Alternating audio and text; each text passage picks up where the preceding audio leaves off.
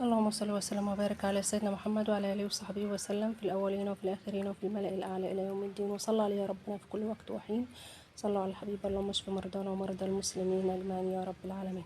شوفوا دول حبه الملوخيه اللي فضلوا بعد ما قلعت التانية اللي كان طالع عليها العلاق. شفتي الحته دي كلها كده كان طالع الملوخيه والعلاق طالع عليها. حتى شوفوا العلاق برضو مش سايب.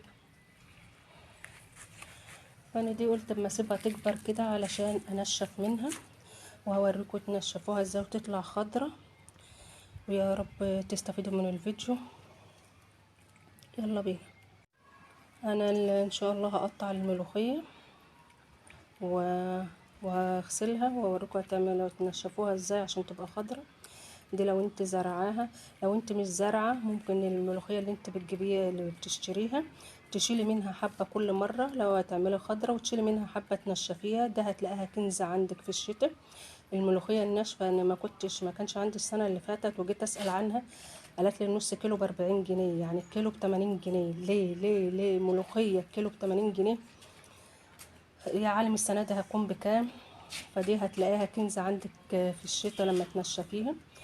زي ما قلت لك لو انت مش زارعه زي هاتي كل مره تجيبي فيها الملوخيه خدي منها حبه ونشفيها وحوشيهم في كيس. هتلاقيهم في الشتاء عندك بدل ما تروحي تشتريها غاليه ومش مضمونه كمان اللي انت هتشتريها هتكون نضيفه ولا لا، معموله بالحشيش بتاعها وبالتراب وحاجات كده وربنا يلطف بينا ان شاء الله. فدي احسن حاجه تعمليها. زي ما قلت لك احسن حاجه تعمليها ان انت تنشفيها انت في البيت وتكوني ضامناها. ويلا بينا. اللهم صل وسلم وبارك على سيدنا محمد.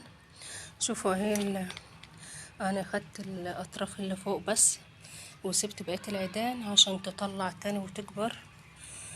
اهي اهم الحبه اللي انا قطعتهم في المصفى. هما ينشفوا يبقوا حبه حلوين يعني.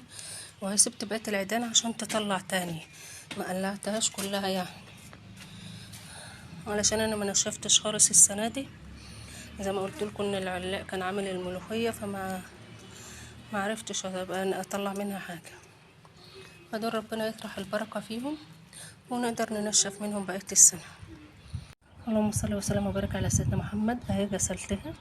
واي حاجه عندك ملايه تكون نظيفه جلابيه نظيفه تخليها على قد تنشيف الملوخيه. اهي تحت المروحه كده اهوت وتسيبيها بعيد عن الشمس. هتسيبيها انا وقت العصر هحطها بالليل هتلاقيها دبلت خالص ونشفت. هبقى اوريها لكم برضك.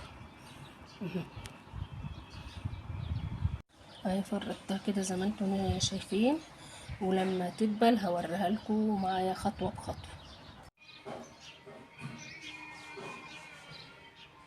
شوفوا كده انا لميتها على الصينيه اهيت عشان احطها في الشمس، لان شوفوا هي نشفت اهي وخضرة ده، بس مش هتنفع تتفرك لان لسه برضه هتحط في الشمس شويه كده ونفرك.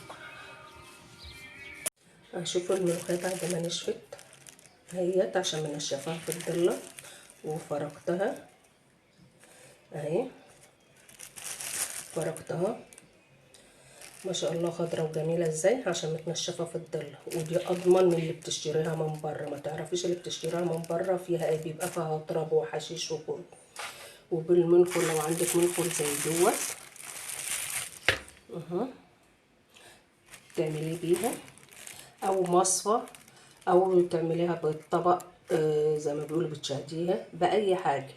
وهذه الحبة اللي طلعوا منها عاملين ازاي. لما كل مرة تجيبي ملوخية خضرة تاخدي منها حبة وتنشفيها هتلاقيهم كنز عندك في البيت في الشتاء. بدل ما تروحي تشتري الكيلو ب80 جنيه والله اعلم ممكن تلاقي غلي دلوقتي كمان. ما لازم كان زي ما كل حاجة غليت. وربنا يرخي قوت المسلمين ان شاء الله.